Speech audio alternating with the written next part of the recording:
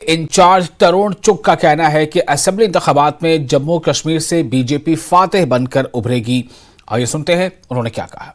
Election की तैयारियों के बीच भाजपा क्या अलायंस में जा सकती है, क्योंकि कल ही आपने अपने एक फॉर्मर अलायंस जम्मू कश्मीर अपनी पार्टी के नेता को अपने साथ ज्वाइन करवाया है, ये किस तरह से चल रहा है? ऐसा कि हमारा किसी पार्टी के साथ अलायंस नहीं है, ना ही कोई हमारा अलाई है। जम्मू कश्मीर में हमारा किसी पार्टी के साथ अलायंस नहीं है।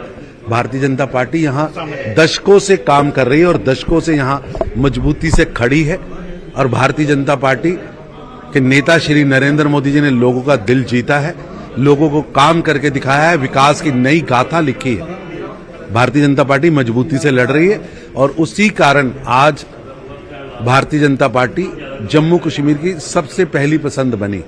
जम्मू कश्मीर के अंदर प्रधानमंत्री नरेंद्र मोदी जी के प्रति लोगों का एक अलग तरह का लगाव है, जिस कारण आज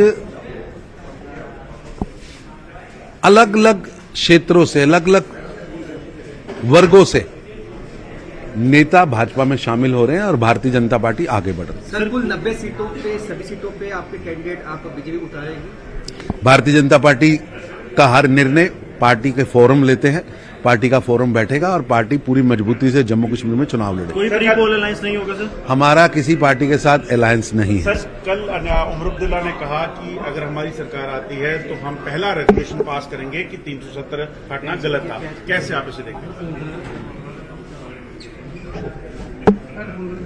उमर अब्दुल्ला दिन के उजाले में मुंगेरी लाल के हसीन सपने देख रहे हैं। ये सपने केवल सपने ही रहने वाले हैं, हकीकत से कोसों दूर हैं। जम्मू कश्मीर में 370 और 35 से इतिहास बन चुकी है, वो इतिहास ही रहेगी, वो दोबारा नहीं हो सकती। वो एक एक्सपायर्ड इंजेक्शन है। निश्चित रूप से जम्मू कश्मीर की जनता भ्रष्टाचारी कुनबों से, जो भ्रष्टाचारी कुनबे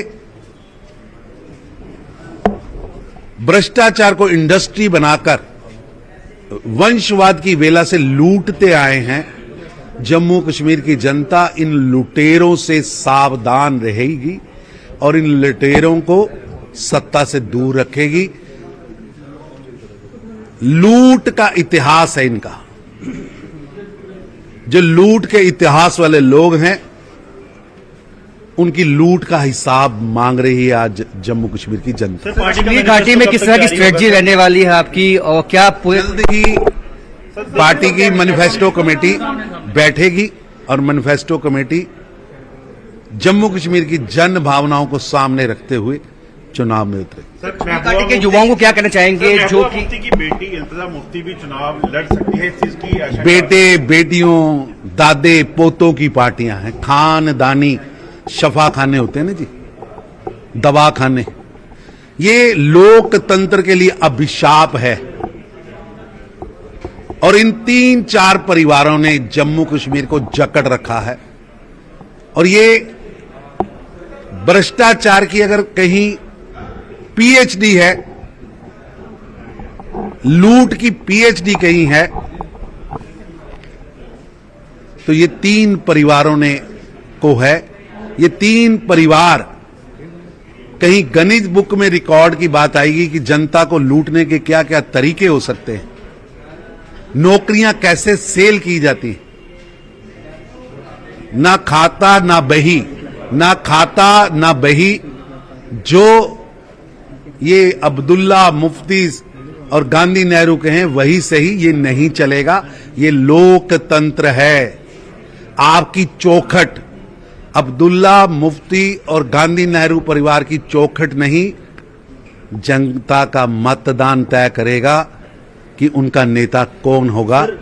चौखट पे सर रगड़कर परिक्रमा कर कर अब नेता जम्मू कश्मीर में नहीं बने। टिकट वितरण में क्या जो जातीय समीकरण है उसका भी ध्यान रखा जाएगा, ओबीसी हो या बाकी कास्ट हो? जम्मू कश्मीर की जनता जिसे पसंद करे ऐसे लिस्ट हमारी आएगी।